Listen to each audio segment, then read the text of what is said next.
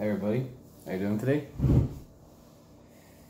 Alright, so I just received my WLToys A959A today, and I've released a unboxing video of it. So I quickly went to work on it, and I'm just thinking to myself, what can I do to keep it relatively stock, but of course increase the performance just a little bit? Not really after A979B levels, but close, but enough to still keep it controllable. As we all know, the A959Bs are almost uncontrollable. So I think I've struck gold with this particular one, and I want to give you the reasons why and the modifications I've done to this particular one. For starters, as I've said already, this is the WLToys A959A, which is, I guess, WLToys sort of entry-level model of the A959 series. As you can see, I've went ahead and changed the wheels on it slightly bigger, still with an off-road pattern, to give me just a little bit more top speed. I've kept the shocks. These are not the stock shocks.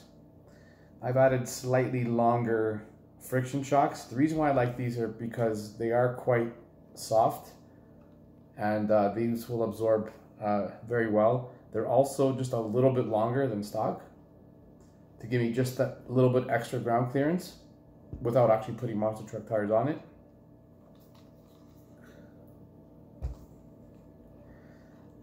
So basically that's what it looks like from the back.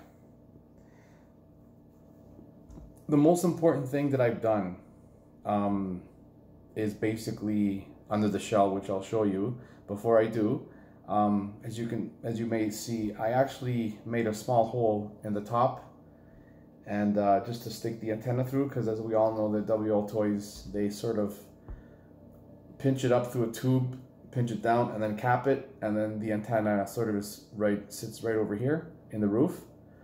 So by doing it this way, the antenna is free, and you'll get better range when you're shooting it down the road. So basically, I'm going to go ahead. Oh, just before I forget, these are smaller 1/10 scale wheels and tires.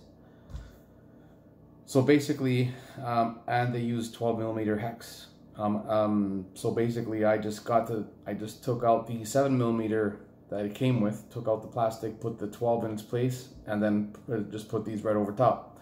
I still think it looks to scale. It's about maybe 1/16 scale, somewhere there, but it doesn't look like totally obnoxious. So I think it looks good still. So I'm gonna keep these ones on. So basically, what I've done underneath is not too much, but enough to make a difference.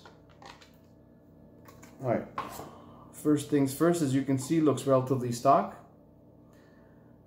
But the difference is, I went ahead and changed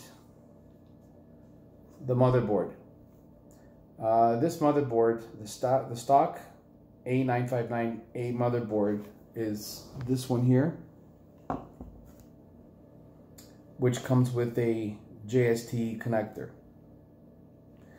Because I have a lot of WLToys parts, I went digging in my parts bin, and I found one with a Dean's connector. Then I had to go back and find the appropriate remote that matches this one. So I found it. Luckily, the older style works with this one. So now this is my remote. It's the older style WLToys remotes versus the newer style, which are these ones here.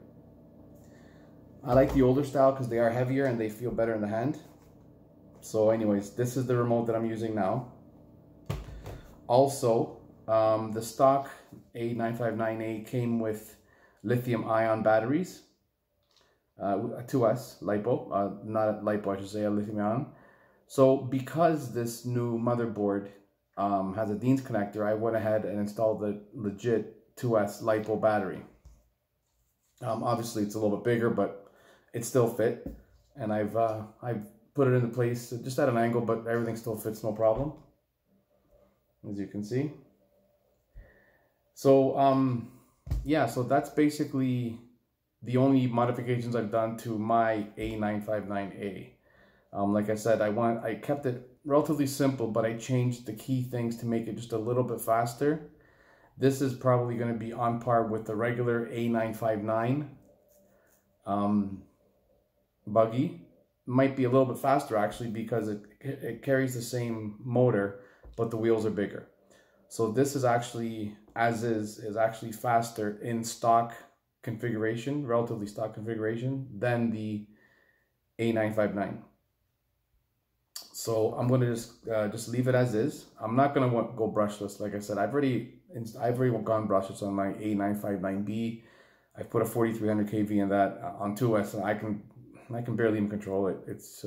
But anyway, this one here should be a lot better to control because it's only a brush system, and I've hopped up the motherboard, and of course 2S LiPo, bigger rims, different suspension, and that's it. So basically that's all I did on this one. And yeah, so if you guys have any questions on this RC or any of the other ones in my fleet, please by all means leave a comment below, and I'll gladly respond to any questions that you may have about this one, or like I said, any of the other ones in my fleet. And yeah, that's about it. So yeah, I'm slowly working on some other brushless conversions. Not exactly sure. I have a few of them in the pipeline to do, but yeah. So anyways, I'm just gonna go ahead and start working on them, and of course I'll put up videos as I do more and more of them.